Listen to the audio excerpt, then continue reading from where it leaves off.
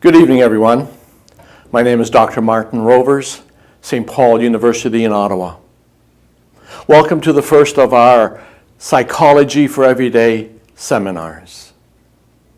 My topic tonight is Hugging the Growling Bear, Avoidant Men in Intimate Relationships. We all want to be in an intimate relationship. We all want to be loved, as Virginia Satir says. And when we look at that a little bit more closely, we have to go back to look that our first school of love was our family of origin, for better or for worse.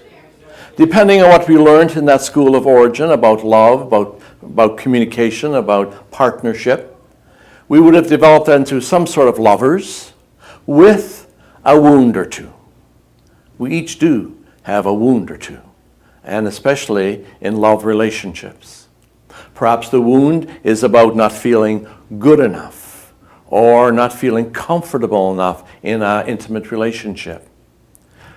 It could be a certain esteem that we have, a certain self-image that we have, and therefore these are some of the everyday living wounds. There's also attachment wounds. Now on the positive side, some people, a lot of people, have a secure or fairly secure attachment style. That kind of means that I'm okay in relationships. I'm okay being on my own, and I can do those two things quite readily together. I feel secure in my approach with relationships. But there are also two attachment wounds, preoccupied and avoidant. The preoccupied wound, or maybe stretching sometimes into the enmeshed wound, is when I need relationships too much. And I'm too preoccupied with what my partner's thinking of me or wanting with me. And that sometimes perhaps even I can't live without them. I cling too hard. And that's the preoccupied wound. The other wound, of course, is the avoidant wound. The avoidant wound is when I'm a bit fearful of relationships. I back and distance. I dismiss a little bit of that because I'm insecure in that relationship. The avoidant wound, by the way, is carried by more men than by women. Sometimes research is saying 70% of avoidant partners are avoidant male partners. So let's take a look at the avoidant attachment wound. Attachment, as we know clearly from Bowlby, is learned in childhood. And in childhood, we are all seeking some support, some comfort, some soothing, some touch from our significant caregivers and our parents. But the trouble is that our parents weren't perfect, and as a result, their caregiving was consistently unavailable. I have good mums and dads, but mom was busy, emotionally not present, came 10 minutes late after I was calling, and at some point in there, I developed the avoidant wound, the feeling of rejection, the feeling that she wasn't really coming fast enough, and I couldn't count on her sufficiently enough. Now this attachment rejection wound was not my fault. It just happened by the time I was 2, 3, 4, 5 years of age. But in me, because of that avoidant attachment wound, I gave up thinking there's going to be a positive response. I became avoidant. I became dismissive. I went to my own room. I went to my own space for my own protection because I didn't believe she would be there for me, or at least not there for me sufficiently enough. And my attachment avoidant wound developed. From childhood, it becomes simply an internal working model that lasts me right into adult life, and especially into adult romantic relationships. And interestingly enough, a lot of avoidant males connect with preoccupied females, or one partner anyway being more avoidant and the other partner more preoccupied. So what happens in this avoidant attachment dance? Every relationship has conflicts and threats. There could be a fight, there could be a word, there could be a disagreement. It happens all the time, often enough. And what happens in the avoidant, therefore it provokes anxiety in me, shame in me. What did I do? What did I do wrong? What did I do not enough of? And to comfort that a bit, like in my childhood, I would go seek some closeness with my partner. Except it's not the right time. It may not be the right way. I may have been too slow or too dismissive, and my partner, as they can do, responds negatively. When I see that in their eye, when I see that in their words, when I see that in their tone, it goes inside me and I regress back to childhood, to the childhood avoidant wound.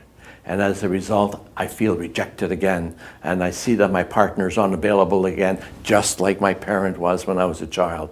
And I do the same dance again. I give up. I avoid connection. It's not trustworthy. I don't think my partner is going to be there for me. I suppress my feelings, I suppress my wants, and I distance myself from my partner just because I don't trust the whole process. And I can stay in that distant space for hours, maybe days even, until finally I get back into a kind of myself, and life goes on as if nothing happened. But something has happened, and there will be a relationship conflict again. There will be an emotional threat again. And as we do this dance again and again, the relationship is hurt. We avoidants have great trouble when our partner responds negatively, when there is partner conflict, when there is disagreement in that. And as a result, we back away. Avoidant men have learned that in this avoidance, we come at the positive side that says, it's important for me to feel independent and self-sufficient. I have a great self-sufficiency. I have my own space. But in that, of course, I am suppressing and hiding my feelings, or my want for connection, or my fear of aloneness. I develop distancing strategies, which are not necessarily the most healthy, but I've only done that because I'm scared to step in. I'm scared of the relationship.